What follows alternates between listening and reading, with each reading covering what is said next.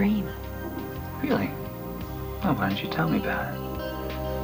Well, it was very late, and I was just about to drift off to sleep, when all of a sudden there was music. You mean like an orchestra? No, like a piano, from downstairs. Well, that sounds very mysterious. Yes, it was, and so I was just about to investigate, when all of a sudden I saw a vision. A vision? Mm-hmm. Well, did you have a miraculous experience? Oh, no, that was later. Now, this vision was a tall, dark, handsome man, far from saintly, with deep, unfathomable eyes and pretty fabulous eyelashes, standing in my bedroom. Oh, did you scream? No, no, because I just knew instinctively that he would never hurt me.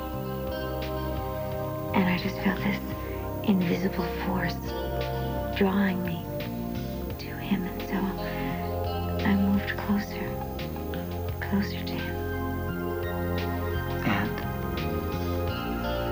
And that's when something miraculous happened. He drew me into his arms, and I felt like I was home. Well, that's a dream you're not going to wake up from. You are home.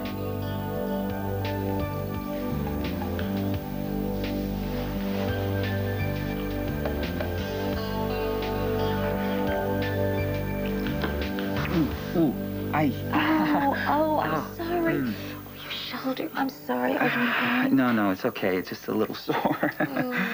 That's my own fault. I should be wearing my sling. I was just about to put it back on when I got distracted. None of this is your fault. That demented woman tried to kill you. And really, David, I wish you had listened to me and have her arrested. All right, let's not go through this again, But she pushed you down a flight of stairs. I mean, you have to do something. Oh, I plan to. There's no telling what Alex might try once push comes to shove.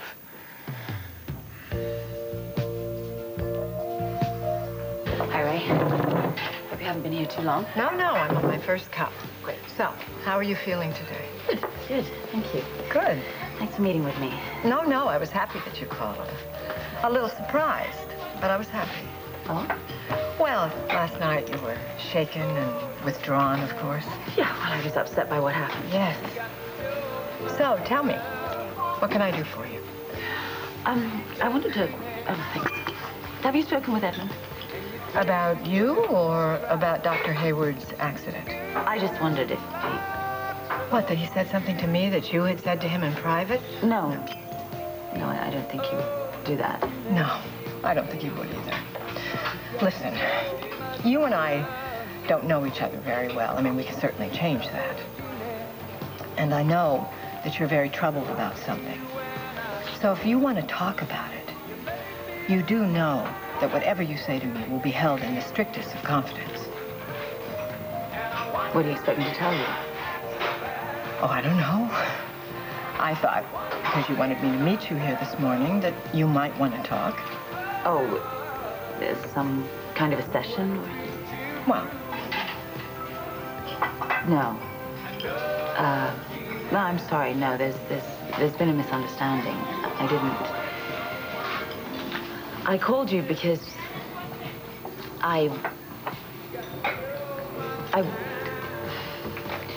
last night,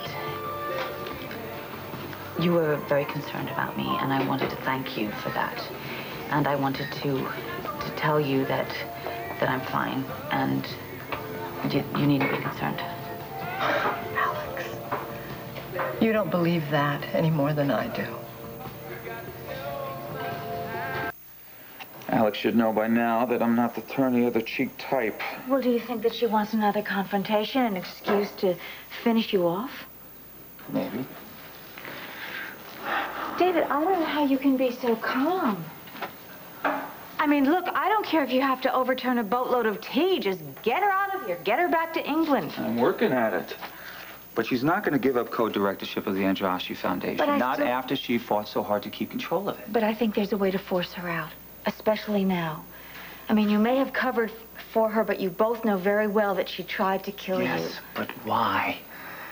You know, I still can't get a handle on it. You know, I keep replaying the events over and over in my head, and it was just so weird. It was like we were dealing with two totally different realities. I went to see her. I went to tell her that we needed to talk, that her behavior was totally irrational. And she became unhinged. She's telling me to let her go, that I'm hurting her, and I wasn't even touching her. Next thing I know, she's screaming, saying, "Leave me alone," and running out of the room. I followed her out into the hall, right? And I asked her what was wrong. I remember the clock chimed at midnight at that moment. And I was standing across from her, and she looked like she was such a wreck, you know? I really wanted to get back to you, but I just couldn't leave her there at that time. I told her that whatever happened to us in the past needed to stay there in the past. Then she screamed, as if she saw something terrible, right? But there was nothing there. She ran away. So I followed her. I caught up with her at the top of the stairs, and I grabbed her arm. I was just trying to stop her, you know, to calm her down before she went down to the party. And we struggled a little bit. I lost my footing at the top of the stairs, but I regained it. And the next thing I know, she's deliberately pushing me down the stairs. That's when I came in. I got the feeling that she didn't even see me, that she was looking at someone else. You know, maybe she was.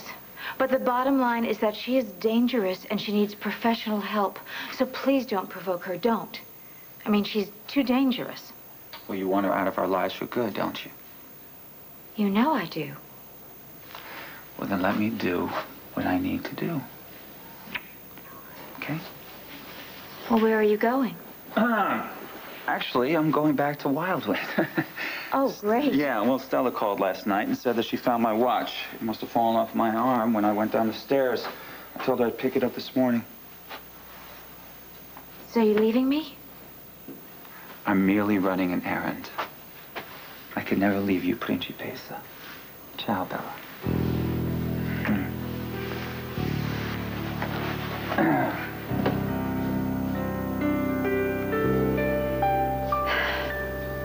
I would like to get to know you better, Ray, but just not on a professional capacity. There's no need, really. You know what, Alex? You always need to stay in control, no matter what. There's a problem, you act on it and you fix it. If there's an obstacle, you rise above it. Asking for help is just not an option. In fact, you don't ask for it. You give help, right? It's pretty accurate for someone who doesn't know me very well. Well, I'm cheating a little because I'm really describing myself. We're very much alike.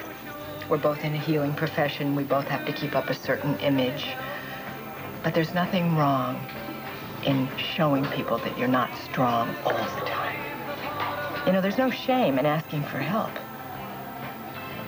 I know. But I don't need it. Thank you for having coffee with me. I'm going to pick up the check at the bar. And I appreciate your concern, I do, really. Well, if you want to talk.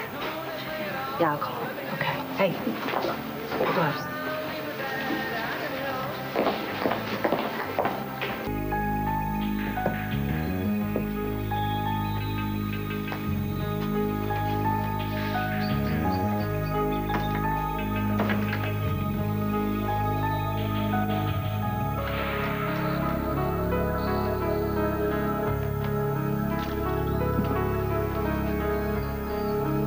Turning to the scene of the crime.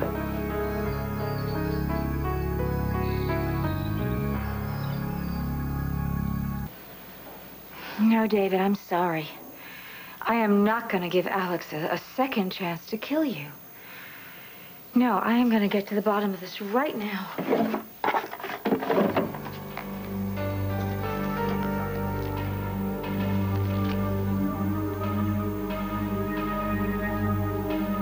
Are you following me? Why would I do that?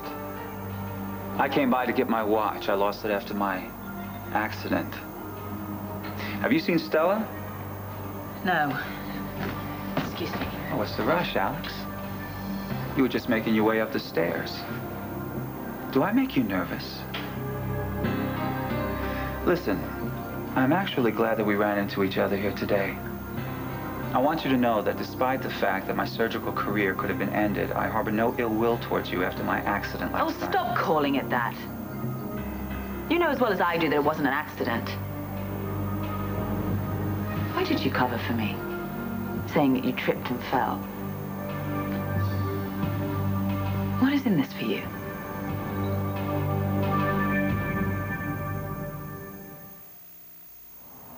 There's nothing in this for me, Alex. I'm merely thinking of the foundation. We can't afford this kind of scandal. Besides, nobody saw you do it. It would be my word against yours.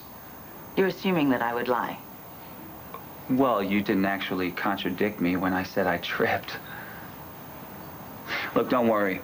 I understand why you wouldn't want to admit to the world that you tossed me down a flight of stairs for no apparent reason. You're enjoying this, aren't you?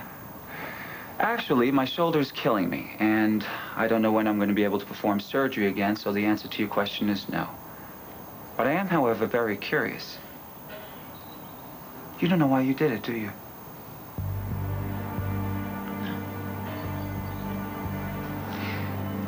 You told me to stop hurting you. I wasn't even touching you, Alex.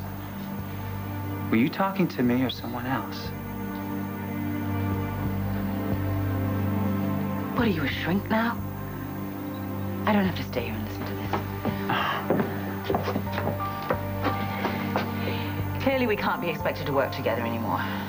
So I suggest that you resign from the foundation. No, perhaps you should be the one to resign, Alex. I can't do that. You mean you won't? Then I suggest we start again.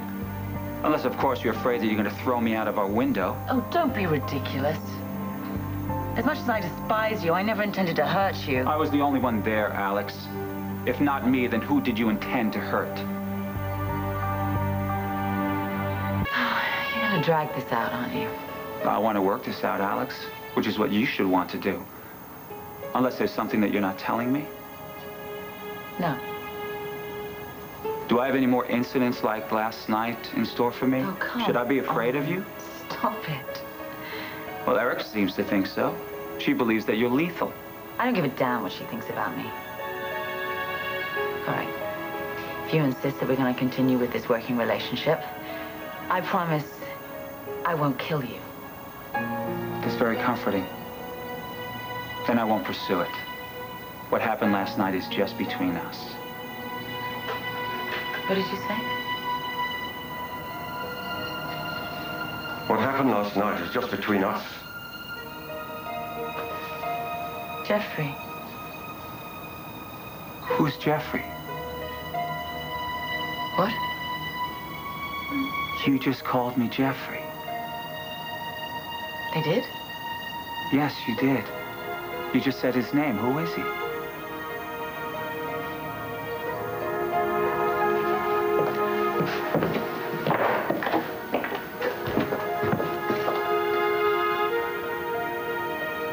Yes, the next time I'm in London, I will have Olga arrange a dinner meeting, yes.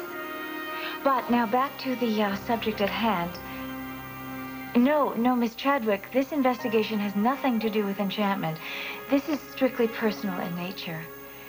What I'd like you to do is that I would like you to send me a dossier on Alexandra Devane Merrick just as soon as possible. Stay tuned for scenes from the next All My Children. All My Children Super Hunks, brought to you by Meridia. You do your part, we'll do ours. A doctor, a lawyer, a secret agent, and guys who just look good with their shirts off. Hot men. Steamy situations. The hunks of All My Children have it all. Prepare to be dazzled.